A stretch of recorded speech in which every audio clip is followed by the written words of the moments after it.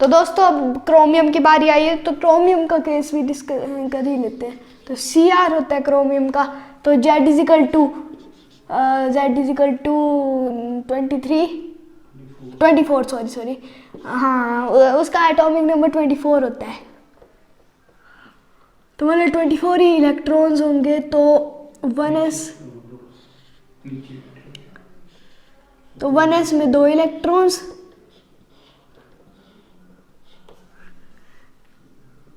2s में भी 2 electrons,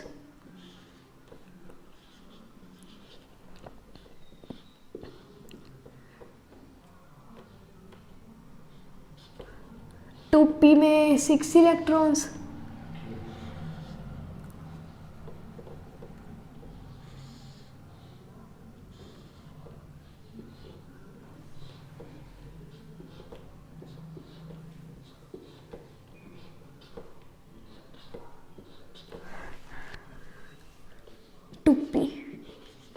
फिर 3s में 2 इलेक्ट्रॉन्स,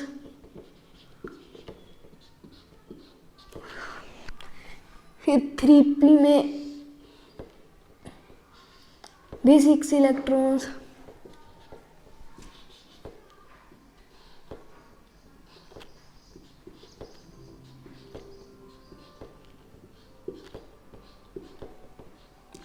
और अब आएगी बारी 4s की। 4s में इलेक्ट्रॉन 1 नहीं होगा क्रोमियम के केस में, क्योंकि एक इलेक्ट्रॉन 3D में जंप कर जाएगा। मैं उसका रीज़न भी बताता हूँ आपको।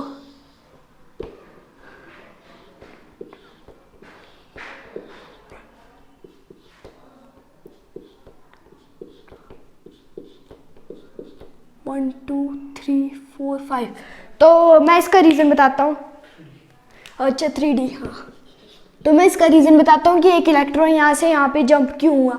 क्योंकि जो इस जब 4s का इलेक्ट्रॉन यहाँ पे जंप हुआ, तो ये जो 3D है वो हाफ फील्ड हो गया, तो जिससे इसमें सिमेट्री आ गई और सिमेट्री से इसमें स्टेबिलिटी आ गई। तो जो नेचर है वो सिमेट्री को लव करता है, क्योंकि जैसे हमारे 2 ईयर्स है, हमारे 2 ईयर 2 हैंड्स है, मतलब अगर मैं एक अपने हाफ कर दूं अपने बॉडी को, तो हमारे पास 2 ही आर्म्स हैं, 2 ही लेग्स हैं, तो सिमेट्री को लव करता है। एक और एग्जांपल दे देता हूँ, जैसे ये ट्राइंगल है 1 2 3, तो अगर इसको हमने घुमा दिया, ऐसे घुमा दिया हमने इसको इस साइड को, तो इसका एंगल ये 1 हो जाएगा, ये 2 हो जाएगा और ये 3 हो जाएगा। चेंज तो एंगल में हुआ, पर रिमेन तो ट्राइंगल ही रह रहा है, कोई फर्क नहीं है। तो ये इसमें सिमेट्री है। एक और एग्जांपल दे देता हूँ, ये स्क्वायर है, तो इसको भी हमने अगर 90 डिग्री में घुमा दिया तो फिर हो जाएगा, एंगल चेंज करेंगे पर स्क्वायर ही रहेगा वो। तो इससे पता चलता है कि नेचर सिमेट्री को लव करती है। तो अब हम नेक्स्ट करते हैं।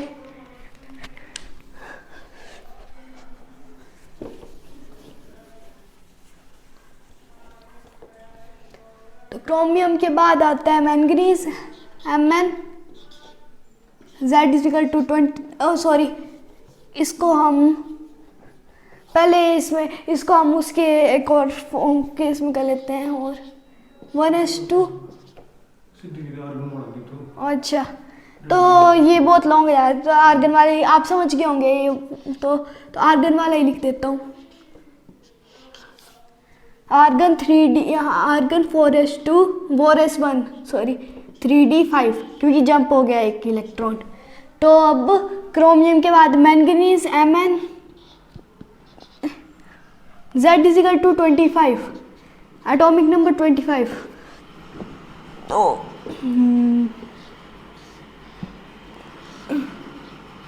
1s2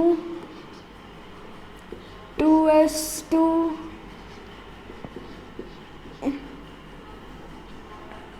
2p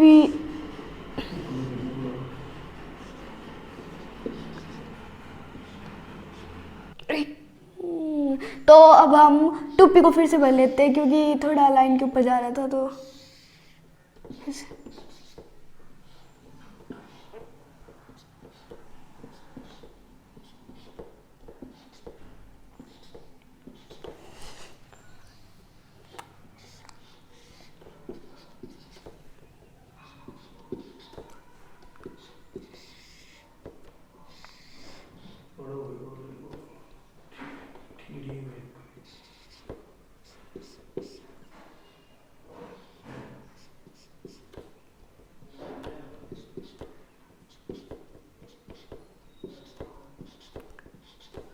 तो 3p में 6 इलेक्ट्रॉन्स, हाँ 3p में 6 इलेक्ट्रॉन। तो अब 4s की बारी आएगी, तो 4s में 2 इलेक्ट्रॉन्स हो जाएंगे और 3d में 5 इलेक्ट्रॉन।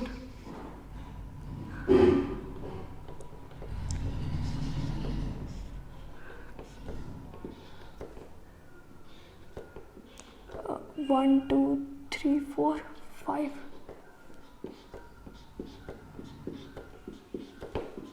तो ये टोटल 25 इलेक्ट्रॉन हो गए। ओ सॉरी 3d लिख लेते हैं इसको। तो टोटल 25 इलेक्ट्रॉन्स हो गए। तो अब हम लिख देते हैं इसका आर्गन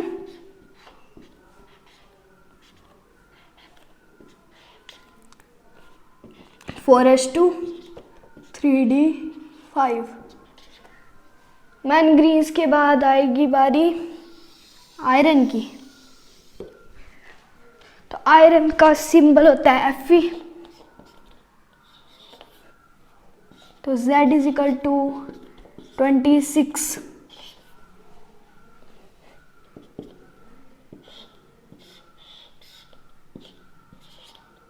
Ns में 2 इलेक्ट्रॉन्स, 2s में भी 2 इलेक्ट्रॉन,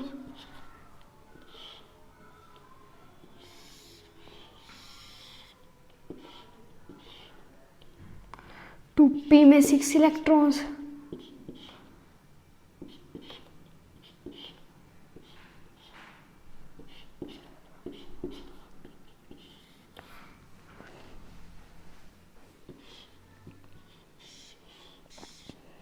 थ्री एस में 2 इलेक्ट्रॉन्स, 3p में 6 इलेक्ट्रॉन्स,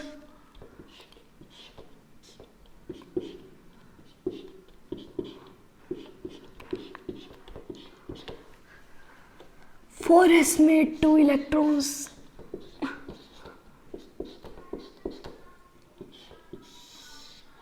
अब 3d में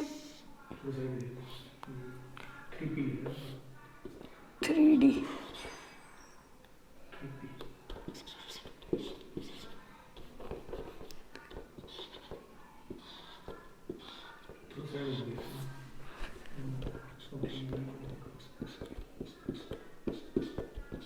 तो 5 इलेक्ट्रॉन हो गए और 6 इलेक्ट्रॉन। तो टोटल इलेक्ट्रॉन हो गए हैं 26 3d। तो अब इसको होगा आर्गन